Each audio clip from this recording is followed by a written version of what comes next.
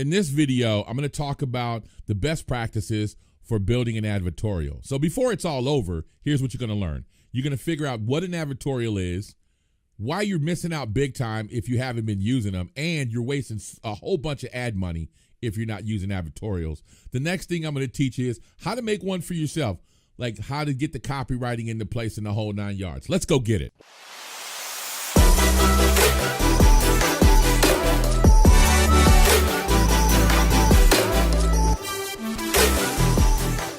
So first, let me start out this whole thing by saying welcome to the channel. Click that thumbs up, click the subscribe button and that notification button so you can find out when I upload these videos.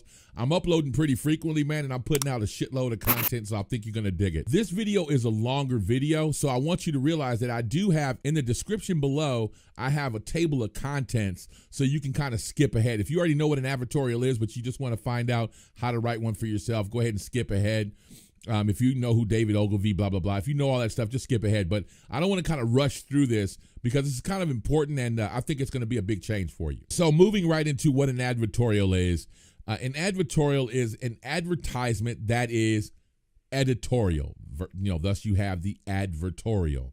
And what they did is in publications, they would place an ad and say like, okay, you see one right here, Guinness Guide to Oysters. Now, you would think that this is a guide and it's informational and it's funny on how you can match up Guinness beer with certain types of oysters, blah, blah, blah, right? Well, it's not. It's actually an ad for Guinness beer, but it's placed covertly. It's like a stealth ad, right? So you're kind of getting under the radar and giving people value. Another reason why they do this, and later on in the video, I'll show you what's called a Magalog by Bencivenga, so hang in there with me. But later on, I'm going to show you how they do it with an actual book. And they bring people in, and they want that thing to look valuable, right? Before I get too much into that. And this is part of the reason why advertorials work so well, because they're perceived value. So people don't like advertisements. We already know we hate to see ads. And honestly, it's something like nowadays with the digital age, we're seeing something like 8,000 advertisements a day. This shit's crazy, right? People don't want to keep seeing ad after ad after ad. But if you show them something they're interested in, so for instance, if you're interested in oysters, if you're interested in Guinness beer and cheese, for instance, this is a guide to cheese, right? You're getting all hoity-toity with wine and cheese, right? So this is kind of weird for me, this whole like wine and cheese thing, like, or beer and cheese. It's kind of weird. Like, I'm not a whole cheese. I live in France, and like, I'm not a big cheese dude, so this is kind of weird, but it is a good thing to look at, right? So restaurants were actually taking these, putting them in a picture frame and putting them next to tables. They saw perceived value. This is an actually advertisement for Guinness beer, but the restaurant saw perceived value there. So what you give people, you want that to be valuable to them. So if you're giving them a certain amount of information, and I've seen people say give 70% info and 30% advertisement, you don't need to get caught up on percentages and labels like that. What you want to do is exactly what I'm doing right now. I'm giving you tons of information right now, and if it just so happens you smash that like button, that means that, hey, man, I'm giving out tons of value. Smash that like button, smash that subscribe button, right? And you're saying, okay, I'll go ahead and do that to help old Sonny out on the algorithm because Sonny's giving me a ton of value. So all that to say that that's what advertorials are. So they are editorial, so they're more newsy. Like in this piece right here, it's called, Is This the End of Overeating? So weight loss discovery shows how you can stop overeating, blah, blah, blah, right? And you see how that's editorial. Now, I'm not going to lie. This particular ad is kind of spammy. It's almost too much, but you can see how they're giving away information on how you can lose weight. Now, most of these advertorials, what they would do in this particular thing is talk about your metabolism and how it works, and you have a certain blood type, and if you did this and do that, doctors have found that if you have this type of blood type, blah, blah, blah, and they'll give you all this rhetoric, and then they'll say, but if you use Sonny's steroid cleanser, vitamin, blah, blah, blah, then that's going to help you regulate all the shit that we just told you about in this ad. And that's how advertorials work. It's a real slick way to kind of segue into a call to action. So the first thing you want to do is kind of get into their emotions a little bit, and you'll see that shortly. Get into their emotions a little bit, move them emotionally. And before the end of this, you're going to see exactly what I mean by that. So hang in there with me. Getting toward the last slides, I'm going to show you exactly what I mean and show you an example of how to write emotionally and get people locked in on your advertorial. So you can see how you can move them emotionally throughout copy, saying, hey, if you have diabetes, I always bring this one example up before I go to the next slide. Nancy and I saw an ad on ClickBank, and the ad was like, she'll never remember you again because she has a big black spot in her head. It was crazy. It was like an Alzheimer's supplement. And it scared the shit out of me. Like, damn, maybe I need to go get my damn head, maybe I need to get my head x-rayed. It was a scary ad. By the time you read that advertorial saying scientists have found out that men over the age of 45 lose their mind after, 70% of those people, like, oh shit, am I in that group? You want to move people emotionally like that. So here's another reason to use, a good reason to use an advertorial. And number one is for compliance. So what I normally see, and you can see here, AdWords and YouTube and Facebook and Instagram, Twitter and LinkedIn, blah, blah, blah, right? So what normally people do, they have a Shopify store. Everybody has to have an e-commerce store now.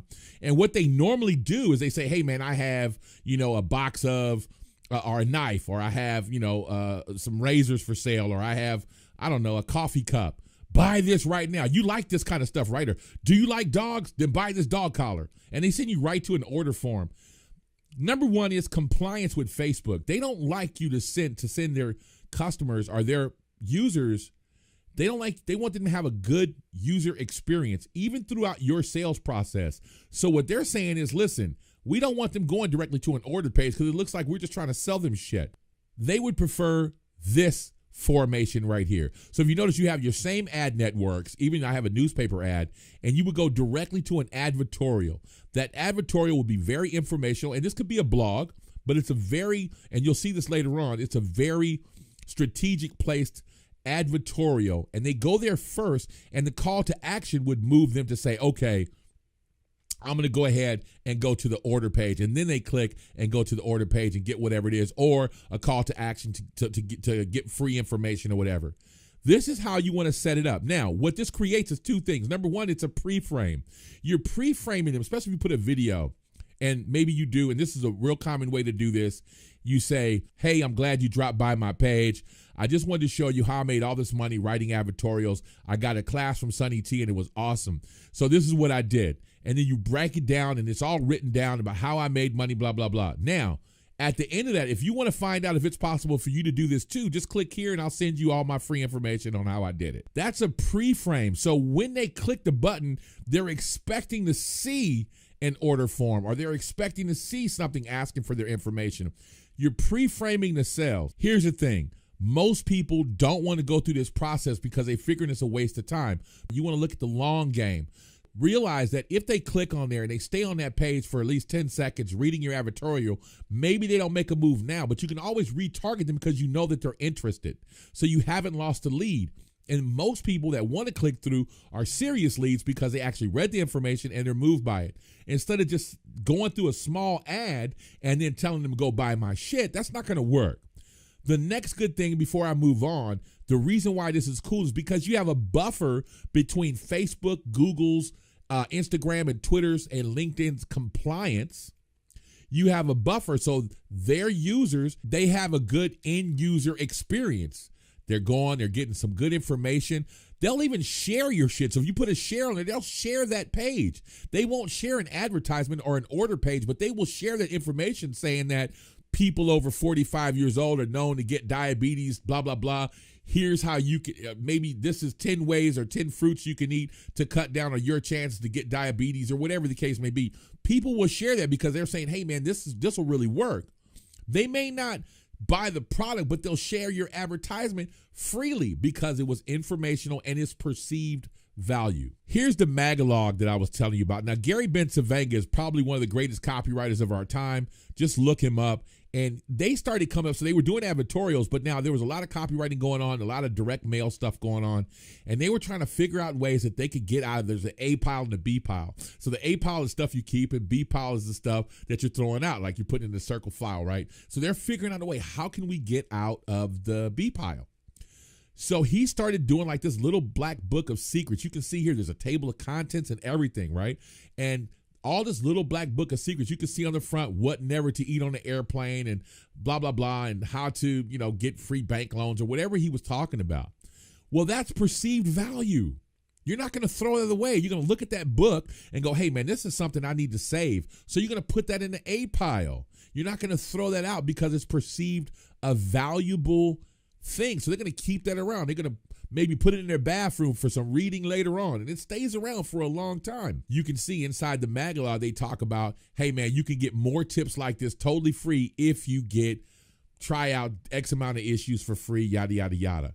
That is how it works. And those things are going throughout the Magalog, throughout the entire thing. So every free tip that they get, they keep pitching you to get this thing, but it's still valuable information because it's carrying real info that you think you should know. All right, so we're coming into home stretch right now, and this is exactly what I was talking about how you can build a blog that is an advertorial. So you can see the headline here: new virus allows hackers to silently steal webcam video from your computer.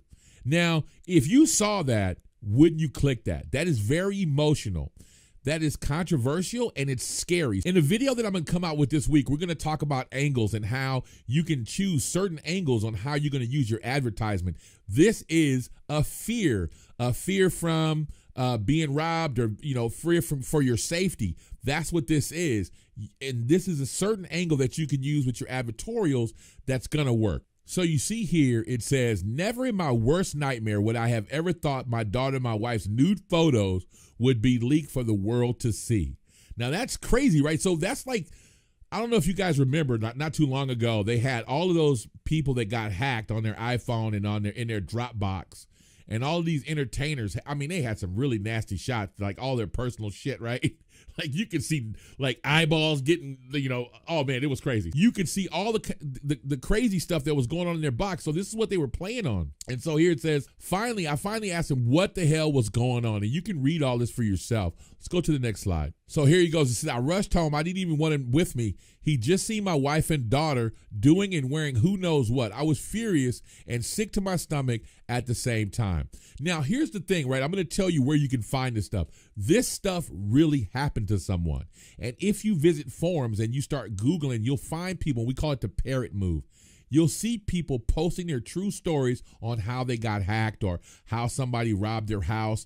And you use those stories, you doctor those stories up, and you use those emotional feelings for people to read. It says what you can do to protect your family. Now, this is really important. Whenever you look at the news, they always tell you the scary shit. And then at the end of their news segment, they go, what can we do to fix this? What can you do to protect your family? And there'll be somebody sitting there going, in my book, blah, blah, blah, I explain that you can do blah, right? You've seen it a million times. So an advertorial is no different. And so here you explain how things could work out for you, how you can fix it. And there's a serious call to action. Click here now to download and keep your family safe from these predators. It would be irresponsible as a husband and a father not to. Who's not going to click on that? Just to recap here, I want to make sure you understand that when you give out this much information, when you give out this much value, people appreciate what you've given them, and they start to know, like, and trust you throughout reading your copy, and they appreciate that you just didn't send them straight to an order page like everybody else with an e-commerce store. What I want you to do is take this video, slow it down, and look and see how this advertorial was written, and look at your product and say to yourself, how can I do this with my product, or how can I do this with my client's product? Hey, man, if you guys like these videos, man, I asked you 1,000 times, man, smash that subscribe button, man. Destroy that joint if you really like it, man. I'm coming out with a lot more content just like this. Kick that thumbs up button, man, because I know you dig it, because you're still here even right now, right? And also, man, this whole like copywriting thing, writing advertorials, your first one's going to flop, man. You're going to have to do this thing every day. Coffee break.